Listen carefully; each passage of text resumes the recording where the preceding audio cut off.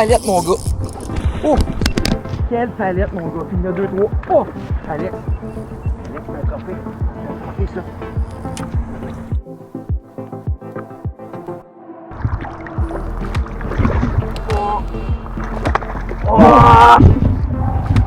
Oh! Quelle grosse! Wow! Regardez-moi la grosseur de la chigan. Ah, c'est 5 livres, ça. Wow!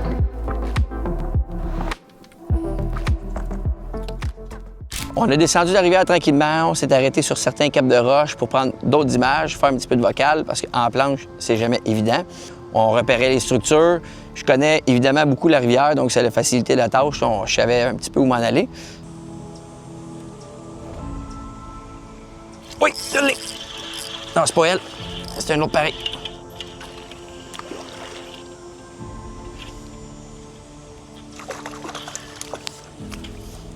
Non, j'ai perdu mon leurre. Yes, un autre.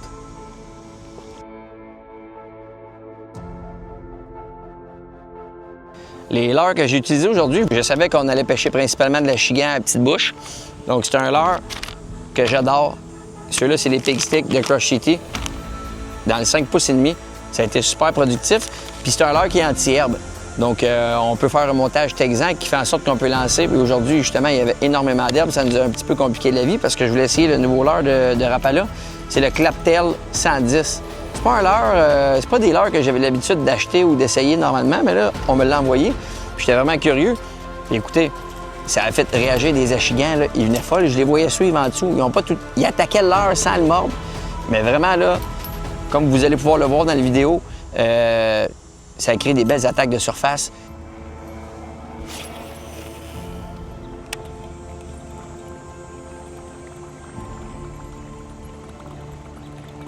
Oui, fish on. Oh! Tu vas à palette, mon gars! Regarde ça, Alex.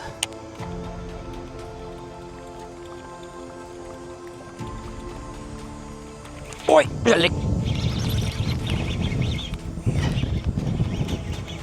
C'est pas la grosse, c'est pas la même.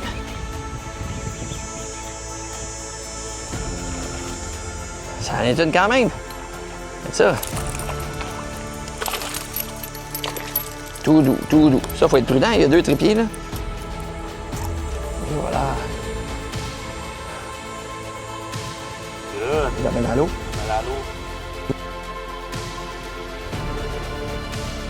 La rivière n'était pas facile, le niveau de l'eau est très bas, donc il a fallu contourner beaucoup de roches. On cherchait les fosses, il y avait de l'herbe qui descendait mêlée à tout ça.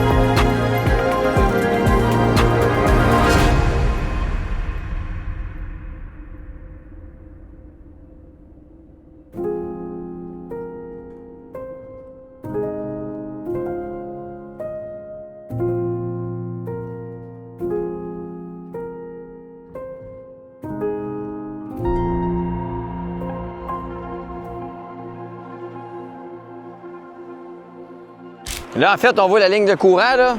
Partout ici, il n'y a presque pas d'eau, puis ça crée un tourbillon avec une belle fosse.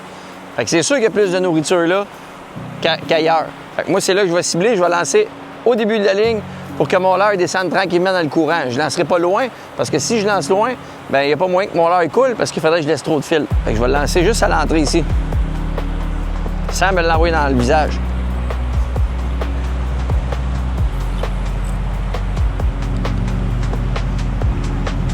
C'est un leurre qui n'est pas pesant, donc il faut laisser le temps de descendre.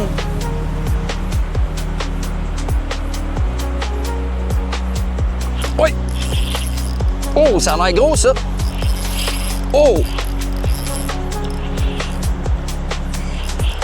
Ça a l'air d'une belle Alex.